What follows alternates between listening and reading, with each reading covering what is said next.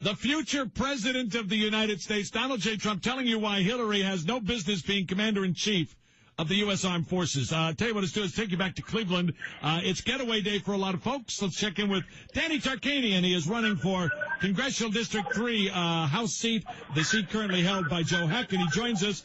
Danny, what did you think of last night? Well, I thought he gave a great speech, and the reason I thought it was so great was he showed passion, emotion, and caring. And I don't know how.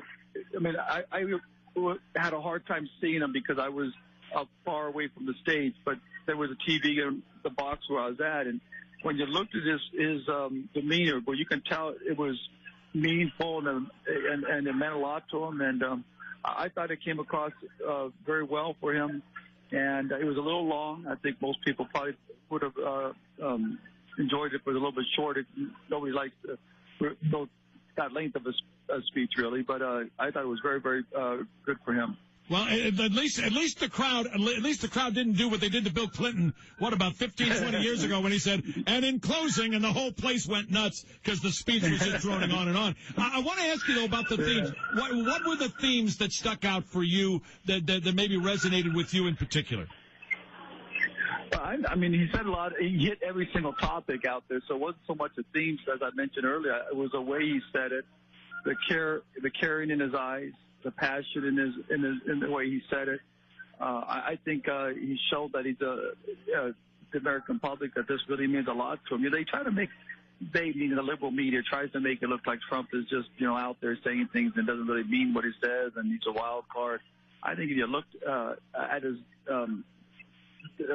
that speech and you saw how much it meant to him and the caring and the feelings he had when he said it, you understand that this is a very, very important thing that he's trying to do, and how much he loves the country.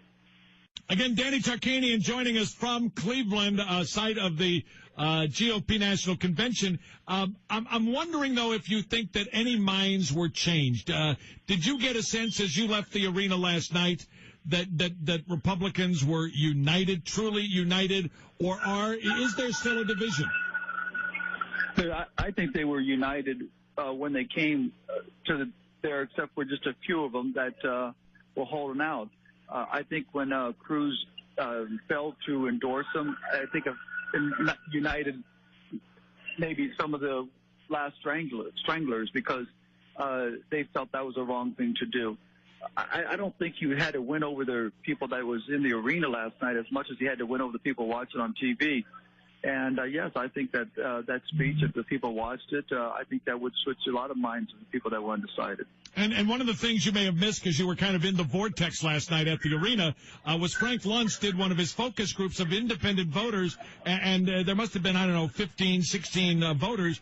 And of those, none decided to move to Hillary Rodham Clinton. 7 or 8 decided to move to Trump. And that tells you that speech played well with independents. Is that what it's going to come down to? Oh, absolutely. With the undecided, whether they're independents or whether the party, Republicans or Democrats, there's not a whole lot of people that are undecided in these type of races, even at this early stage, because you campaigned almost 2 years for this position, and because it's such a partisan thing that most people have already made up their minds. So you're really tailoring this to maybe 10 to 15% of the public. Danny, I know we had Amy on, and she told the story. I'd love to hear it from your perspective of being in Sheldon Adelson's box when Donald Trump comes up and as Ted Cruz is committing political suicide right in front of 10, 15, 20 million people. Can you talk a little bit about that experience of being in Sheldon Adelson's box, meeting maybe the next president of the United States? Well, I mean, he came in real quickly, and there was a lot of people in the box. I really didn't get a chance to have any kind of an individual meeting with them. My wife, she's very outgoing, so she grabbed them and got a picture taken with them, and she was very thrilled with it. And I don't know, maybe because my dad went through a lot of stuff like that. I don't get that thrilled just to see somebody without having a chance to really get to know him and sit down and talk with him and stuff. So it was nice for him to come up to the box. I think it was a good move both for Trump's get in, talk with Sheldon, and also I thought it showed a lot for Sheldon wanting to meet with him, considering, and he did it right after, and because of Cruz's snub. So it worked out well for all them, and my wife was thrilled, so I was happy. The trip overall for you personally, you're running for Congress in Congressional District 3. A lot of folks might have stayed home. A lot of folks may have said, well, there's no real benefit in going to Cleveland. You did, and I'm curious, was it worth the trip? Was it worth the airfare? Yeah, as we talked before, I wasn't going to go, and I didn't go the first 2 days. I went later because I had a couple important people say I should get there because I was either going to meet some important groups or important donors. And one was obviously the Sheldon Adelson, very important. And the other one, I went to the Latino Coalition luncheon, and they introduced me and talked about my race. And that's a very, very important group. That's a very important group. That's a national Latino community. There's a lot of Latino community. So that was very important to me too.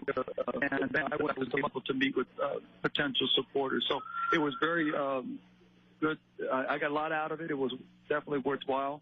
I got a long flight back home. I got 2 layovers, and I think it's going to take me like 13 hours to get there because I didn't have many options coming in so late. But it was well worth it. I was going to say hello to all the people in Oshkosh while you're there for 35 minutes. Danny, I know you're traveling today. I'll let you get back to it. Thank you so much. I know we'll talk to you when you get home, okay? Sounds good. Thanks, Kevin. Thanks, man. Danny Tarkanian running for Congress in Congressional District 3, trying to succeed Dr. Joe Heck, running against Jackie Rosen, and he was at the Republican National Convention. Very, very interesting. Stick around. Coming up, we'll get to more of your phone calls.